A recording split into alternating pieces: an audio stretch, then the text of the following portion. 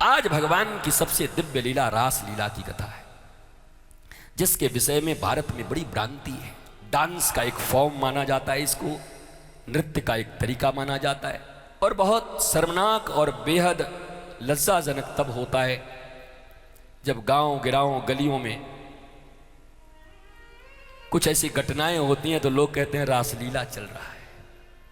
बड़ा शर्मिंदगी है।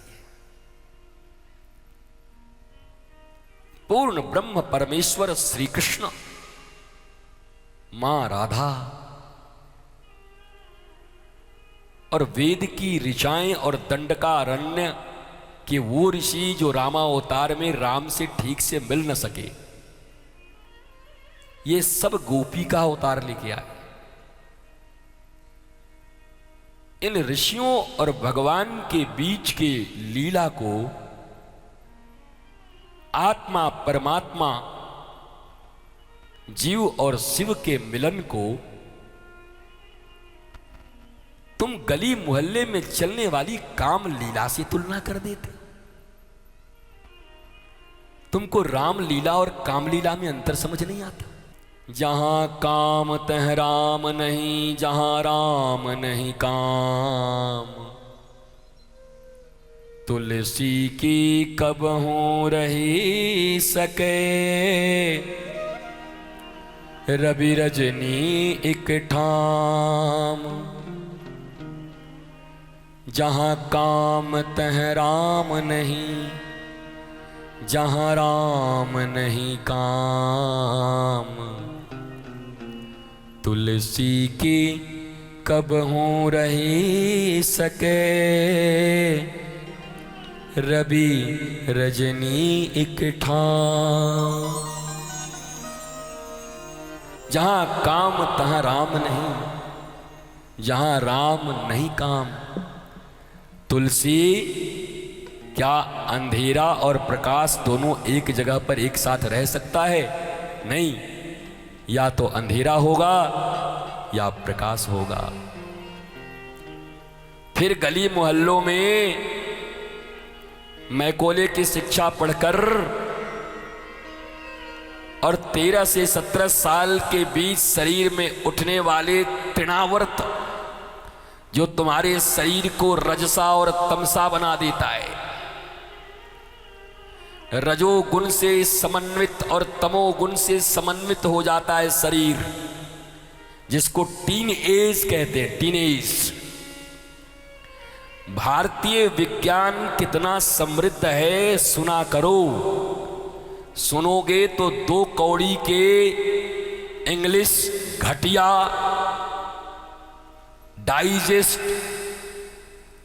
कामना और वासना से भरी हुई उन किताबों को पढ़ने की जरूरत नहीं पड़ेगी, और ना ही ऐसे किसी साइट पे जाने की जरूरत पड़ेगी, कभी किसी यूट्यूब पे।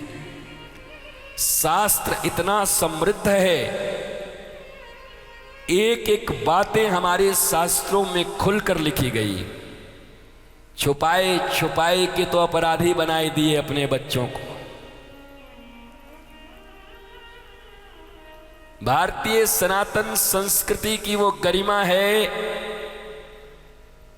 जहां वात्सायन जैसे ऋषि काम के ऊपर पूरा एक शास्त्र लिख देते हैं, क्योंकि काम को हमारे यहां निंदनीय नहीं माना गया।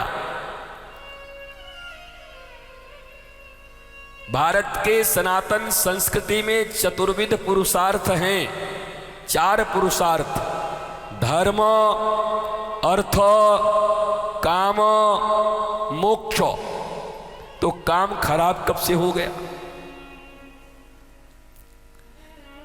काम नियंत्रित और मर्यादित रूप से ही इस सृष्टि का कारण है, और अमर्यादित तो कुछ भी खराब है। Excess of everything is bad.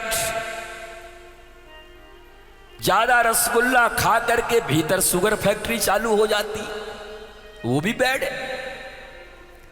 इसलिए काम की निंदा नहीं है हमारे यहां शास्त्रों में। पर आपने अपने बच्चों को कैसे पाला है? आपके माता पिता ने आपको कैसे पाला है? उनके माता पिता ने उनको कैसे पाला है, मानो कोई भयंकर अपराध कर रहे हैं,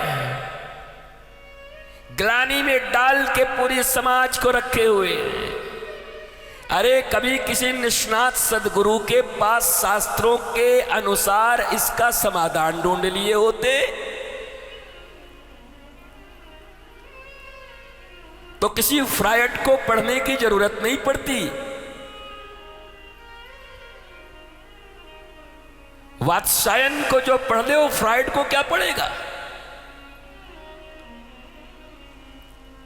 भारतीय ऋषियों के संबंध में जिनका ज्ञान हो उनको किसी लाओ त्से से क्या लेना है महान है, उनकी संस्कृति है। भारत में तो भारतीय संस्कृति ही चलेगी। गौतम, गर्ग, सांडिल्य, कणाद, कण्व, ऋभु, अंगिरा, चैवन्य, गालव, विश्वामित्र, वशिष्ठ,